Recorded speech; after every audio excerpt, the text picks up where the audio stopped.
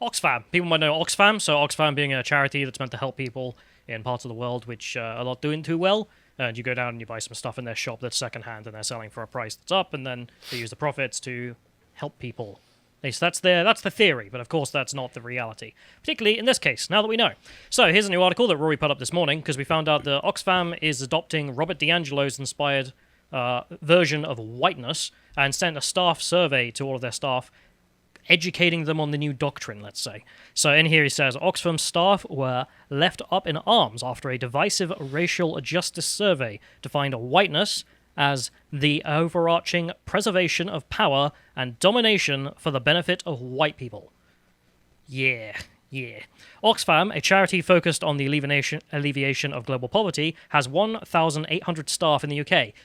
Quick fact, about 80% of them are white, so that's the other thing to keep in mind. And they sent this survey to them. In the survey, the charity declared that white privilege is a byproduct of a racist system and affirmed that its bureaucracy did not recognize reverse racism.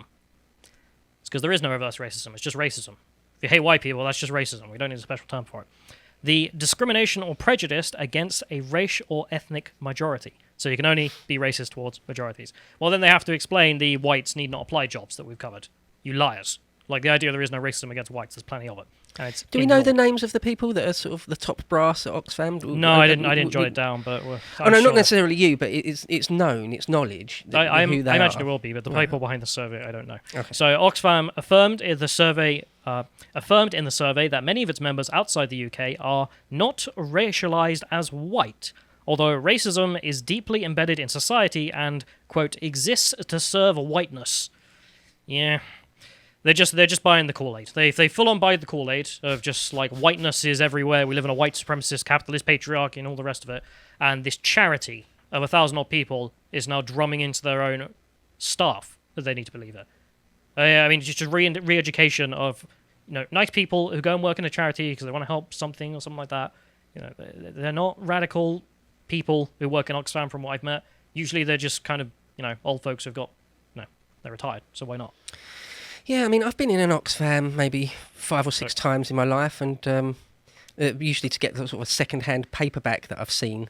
Yeah. I guess I'll just have to get my second-hand Bernard Cornwalls from somewhere else. Yeah, so the next thing here is GB News taking note, which I like. So this is another reason why I quite like GB News as a construct, because they're the only ones retweeting this. They're the only ones writing an article about it. Where's BBC, Sky News, any of it? No, nada. Instead, GB News is taking off the slack there, so glory to them for that. However, the Times, because there are some right-wing papers out there. So if we go to the next link, the Times reported a screenshot of this. So Peter Whittle here saying, as reported in the Times, is an extract from the survey distributed to staff at Oxfam. Has anti-white racism been so explicit as here? This charity seems to be entirely captured by insidious critical race theory. Stop giving them money now. And I have to agree. I'm not going to shop at Oxfam anymore. That's true. So they say in here, at Oxfam GB, racism is about much more than the behavior of individual people. Racism is a power construct created by white nations. What's a white nation? I mean, what? Like, just a nation that has majority white people, that's a white nation now. Like, you and Richard Spencer holding hands there. Like, this is a white country. If you ain't white, you're not involved. For the benefit of white people, this power construct has been based on viewing white people as superior and underpinned by a parallel power structure. The byproduct, white privilege, of which gives us a unique privilege solely based on the colour of your skin. The pensioners working at Oxfam, volunteering their time, helping out. The white pensioners, yeah. They've got white privilege and they need to atone for their role in a white nation that's keeping non-white people down. It's insanity, isn't it? I mean, is this sort of thing cut and paste directly from the Robin DiAngelo book? I haven't... Pretty much, in the language. There'll be people who are educated in critical race theory and then are just repurposing it against their own stuff. I say against on purpose. We understand whiteness as an overarching preservation of power and domination for the benefit of white people, and ultimately that white supremacy serves to protect.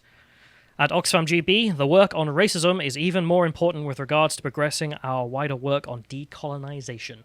Oxfam needs to decolonize, the charity that sends money abroad. Yeah, although I don't know what they're doing with too much of that money, but we'll get into that in a minute. So if we have some quotes from the staff from the Times article in which they're saying their response to this, and all of them are correct. The document says that white privilege is a byproduct of a racist system and adds that Oxfam does not recognize reverse racism. One of the questions in the results, the staff said that they had to describe themselves as non-racist, anti-racist, or none either. So either you're not a racist, you're an anti-racist, so neo-racism, or you're a racist. Who's ticking the racism box? Yeah. Like, who's like, yeah, I'm Adolf Hitler all the way. Like, like, what do you think is going to happen to your job? So they have quotes from the employees. One employee says, "Why are they presuming their workers who are working for a humanitarian charity racists and bigots? Because that's how they view you. You have white skin, therefore you're a racist." Little old white women that are like altruistic. Like if you volunteer to go and work in Oxfam, that's, to my mind, that's approaching, if not actual altruism. And like, so we're going to dunk on them. We're going to victimise those people, are we? Oxfam history may make you change your mind on that. But the idea that, the charity that helps foreign nation abroad and not only white nations. I mean, if you're a white supremacist, surely you'd set up a charity to help white nations, not nations that have non-white people in it. I hadn't thought about that exactly, but yeah. Doesn't make any sense to say that these employees would be racist. They'd go and start their own white charity then, wouldn't they? So they say, surely the time and money should be better spent on finding real findings that some men they employ are sexual predators. Because they've been involved. Wasn't there loads of sex crime allegations about Oxfam? A lot. I've forgotten that. So they also mentioned that the proportion of ethnic minority employees at Oxfam fell from 16% in 2019 to 11% in 2020. So also at the same time, they're getting rid of their non-white employees. I mean, it's white fragility for you. It's a white supremacist book. He'll make you do these things. The survey document says, however, many of the workers employed in the 27 countries where Oxfam operates are not racialized as white. So only some people are white, other people are not white, even if they both have the same skin tone, presumably. I don't really know what on earth they're trying to get at there other than that. It states that racism is deeply emphasized in society, with all echelons of power, to some degree serving whiteness, whether by legacy, the persistence of neo-colonialism, or cultural imperialism. Yeah, I know the Marxists are in the office. They start waving off about imperialism in the 2000s. Like, what on earth do you think you're living in? Anti-black racism, it says, is, quote, the most harmful and insidious form of racism. And it's the worst one, isn't it? It's definitely the worst one. And, quote, the theoretical underpinnings wherein every group is coaxed in proximity with whiteness. So black racism's the worst kind. Racism against white people doesn't exist. Also, if you, are not a racist, therefore you're part of this imperialist structure, it's painful to listen to. So some of the other respondents saying in here, some of them said they were annoyed that they had to identify as white, black, indigenous, person of color, BIPOC, Asian, black, or minority ethnic, and they were just like, I don't even know what the hell you're even asking me. You could also self-identify as being several genders, obviously, woman, man, including trans men and trans women, non-binary, or preferred to identify as a preferred gender. So you could put attack helicopter. I was going to say, can you be an attack helicopter? Very inclusive. Needs to be on there. One woman employee said, I felt like I was being signposted into a category that I did not wish to be labelled in. I don't want to be a subcategory as either white supremacist or full-on racist, and I don't want to have to apologise for being a white woman. Good. I like it when people stand up. That's someone pointing out the obvious point there. Like, you're giving me this survey telling me I'm evil for being white. Off. Like, I'm not messing my time with you people, and the right thing to do. Another woman employed at Oxfam's charity shop division said that she felt under attack for being a white English and leave voting person. I didn't know there was much about voting leave, but it's all under the same rubric, isn't it? Pauline Latman MP, Conservative Party member and Commons International Development Committee, said the survey embraces the fundamental tenets of critical race theory, which defines whiteness and blackness in stark oppositional terms that are unintuitive to most people. And Oxfam have defended themselves, even though, all of this looks awful. You would not want this in the front page of your organization. Oxfam said, Oxfam is working hard to become an anti-racist organization, and this survey is an important part of ensuring that we live up to our values. Our values of being Marxist, critical race theorists. Whenever I see anti-racist, it's just alarm bell. Yeah, you immediately, yeah.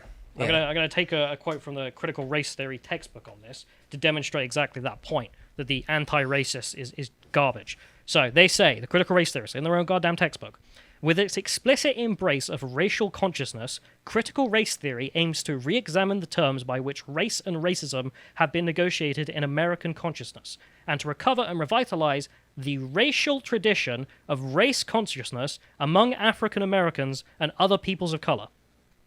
They want to bring race consciousness back to brown-skinned people, a tradition that was discarded when integration, assimilation, and the idea of colorblindness became the official norms of the racial enlightenment. So, Martin Luther King, judge me on the content of my character, not my race. That's become the norm, and yet we can't promote race consciousness around brown people now. This is where this all comes from. They're happy to endorse black nationalism. That's their rubric. Don't ever get past anti-racist. You're black nationalists. That's what you goddamn are. Yeah, black separatists. The idea that what Martin Luther King said that day in Washington is wrong-headed, and to be colourblind is wrong. I mean, what on earth? That's their position. That's their position. Yeah, Tucker is right when he says just call it racism. He's correct. Yeah. All these terms, they are important because it is what they label themselves. It's important to read the document and find out what they actually believe, so on and so forth.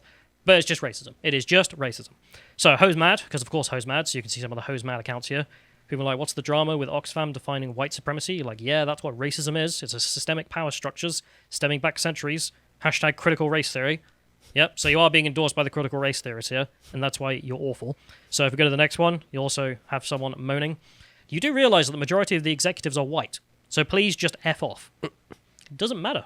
Most of the critical race theorists are white. Most of the critical legal studies are white. Which is why I got criticized by the non-white ones saying, hang on, this critical race theory stuff is pretty white. And there's no defense away from that. They all just kind of shoot each other because they don't know what to do. But if we go to the next one here, there's also Oxfam engaging in some vice signaling. So you can see them celebrating Pride Month here with a little Pride logo. Happy Pride Month. Oxfam shops are celebrating the wonderful Windows displays with many featured books by LGBTQIA+ writers. I mean, add another letter. Why not? So you can see them engaging in this stuff. I also love that they have the #LoveIsLove, the pedo phrase. And also, is it? Well, that's what they say. I mean, love is love. The pedos will be like, yeah, I have love for this child, and it's just love, so you have to accept it. Oh, right, in the same way that the people engaging in, what is it called, when you have sex within family lineage. Incest? Yeah, incest. They'll be like, yeah, I love my brother, and love is love.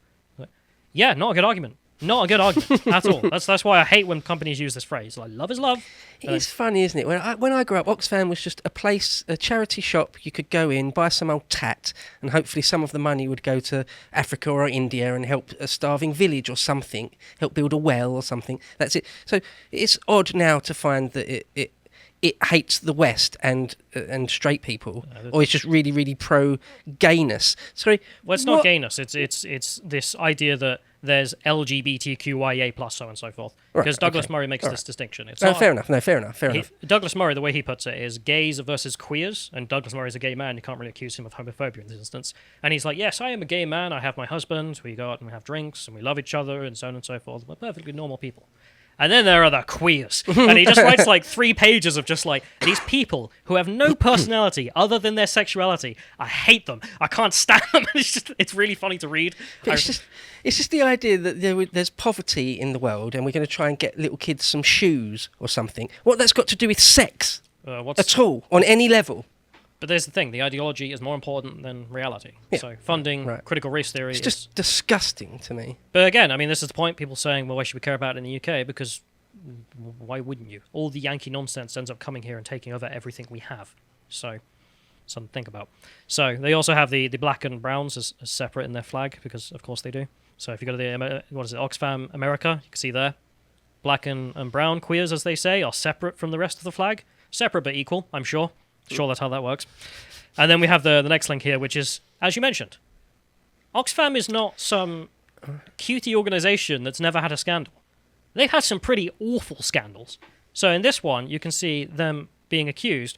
Oxfam have been severely criticized by the Charity Commission for the way it dealt with claims of serious sexual misconduct by its staff in Haiti, who sexually exploited victims in the 2010 earthquake. This isn't the only one either. If we go to the next one, Oxfam failed to act on reports its workers were raping girls as young as 12, damning report concludes by The Independent.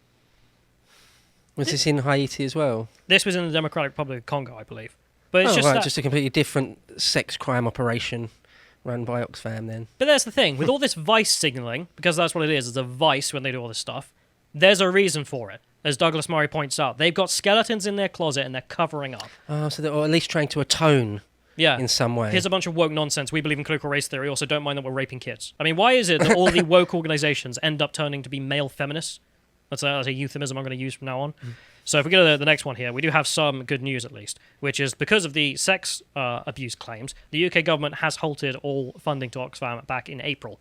But they should never get it back. Even if all of that sex scandal stuff is proven to be not true, doubt it, but let's say it's proven to be not true, then they should not get it back for the promotion of white supremacy, because that's what they are doing when they encourage such things. I mean, in the Critical Race Theory book, they're explicitly saying we want racial consciousness only for brown-skinned people, and for the white-skinned people, we want their consciousness to be entirely negative, but black-skinned people, they should be entirely positive, and therefore we want to destroy Martin Luther King's dream.